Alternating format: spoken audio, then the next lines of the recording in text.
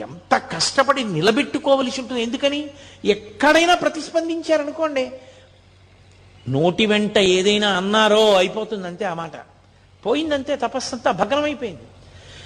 అలా కానీ రాగద్వేషములకు వశులయ్యారా మళ్ళీ పునర్జన్మల్లో కెడతారు. అందుకని ఎప్పుడూ ఆ స్థాయిలోనే నిలబడి ఉంటారు వాళ్ళు. ఉమ్ములేశాడు, వెళ్ళిపోయాడు, కిందకి వెళ్ళాడు, ఏదో రైలు ఎక్కాడు, వెళ్ళిపోతున్నాడు. ఈ కోపం మీద ఉన్నాడు కదూ, కోపానికి ఓ లక్షణం ఉంటుంది. అది ఎక్కడ నుంచో వస్తుంది అనుకుంటే తప్పు. కోపం వచ్చింది అంటారు. కోపం వచ్చింది అంటే ఎక్కడి నుంచో వచ్చి ఉండాలి.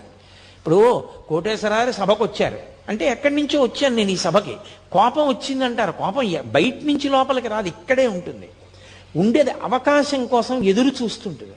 అవకాశం వచ్చినప్పుడు పైకి లేచిందా, అది క్రోధమూర్ఛిత అంటుంటారు వాల్మీకి మహర్షి. వశుణ్ణి చేసుకుంటుంది.